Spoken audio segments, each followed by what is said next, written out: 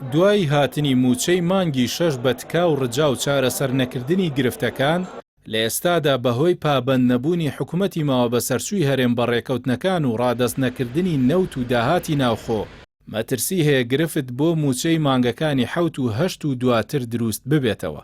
بەردەوامی گرفتەکان لە کاتێکدا لایەنی زۆرینەی پێکهێنەری حکوومەتی ماوە بە سەرچوو بەهۆی پێشبینی بۆ گۆڕانکاری گەورە لە عێراق و ناوچەکە لە هەوڵدا تاک و هەڵبژاردننی ئەنجومەنی نوێنەرانی عێراق لە مانگی 11 درێژە بە قەیرانەکان بدات و بێ گوێدانە قوت و ژیانی خەڵک و موچەخۆرانی هەرێم خۆی لە پابەندبوون بە ڕێکەوتنەکان بدزێتەوە.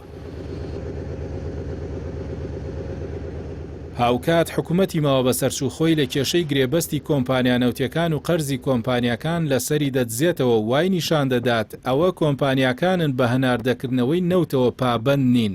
لە کاتێکدا ئەنجومەنی نوێنەرانی عێراق دەنگی لەسەر تەرخانکردنی 16 دۆلار بۆ خەرجی هەر بەرمیلێک نەوتی هەرێم بۆ کۆمپانیەکاندا. کۆمپانیەکانیش ئەو کات هیچ ناڕەزاییەکیان دەرنەبڕی، بەڵام بەپێی زانیاریەکان ئێستا ئەوان داواکاری نوێیان هەیە و ئەمەش جێی گومانە.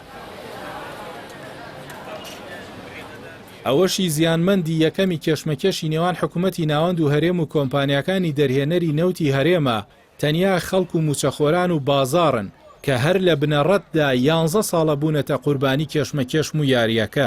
پێشتر لیژنەیەکی ئەنجومەنی وەزیرانی عێراق بۆ یەکلاکردنەوەی بڕی داهاتی ناوخۆی هەرێم پێکهێنرا و دەبوو دوای 2 هەفتە لە ڕێکەوتنی هەرێم و بەغداد لە ناوەڕاستی تەمووز مانگی 7 راپۆرتی پێشکەش بە حکوومەتی فیدراڵ بکردایە. بەڵام تاکو ئێستا بەهۆی دروستکردنی بربەست لەلایەن هەرێمەوە لیژنەکە نەیتوانیوە هیچ راپۆرتێک پێشکەش بکات. بۆیە سەرۆکوەزیرانی عێراق بە ناچاری بڕیاری یەکلاکردنەوەی کێشەکەی لە ڕێی یاساوە داوە. بڕیاری ژوایە ڕۆژی سێشەممەی ئەم هەفتەیە وەزارەتی سامانە سروشتیەکانی هەرێم لەگەڵ وەزارەتی نەوتی عێراق بۆ گفتوگۆ لەبارەی هەناردەکردنەوەی نەوتی هەرێم کۆ ببێتەوە. لە ئەگەری نەگەیشتنە ڕێکەوتنیش ئاوا چارەنووسی موچەی سەرجەم مانگەکانی دیکەی ئەم ساڵی موچەخۆرانی هەرێمی کوردستان بە نادیاری دەمێنێتەوە و مەترسی فەوتانی لەسەر دەبێت.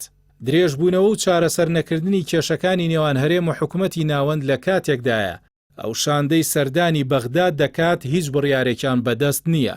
سەرۆکی حکوومەتی ماوە بە سەرچووی هەرێمیش ئامادەیە سەردانی ئەمریکا وڵاتانی دیکەی ئەوروپا بکات، بەڵام ئامادە نییە سەرۆکاتی ئەو شاندە بکات کە گفتوگۆ لەگەڵ بەغداد دەکەن تاکو و کێشەکانی موچە چارەسەر بکات و موچەخۆران لە نیگەرانی و نەبوونی و کاسبکاران لە بێبازاڕی ڕزگار بکات. هەر ئەمەش چاودێرانی گەیاندوتە ئەو بڕوایی سەرۆکی حکوومەتی ماوە بە سەرچوو دەسەڵاتدارانی هەرێمیش لایەن ئاساییە خەڵکەکان لەو دۆخەدا بمێننەوە کە 11 ساڵە تێیدان، بەڵام گرنگ ئەوەیە حزب و بنەماڵەکانی خۆیان لە بازرگانی بەردەوام بن.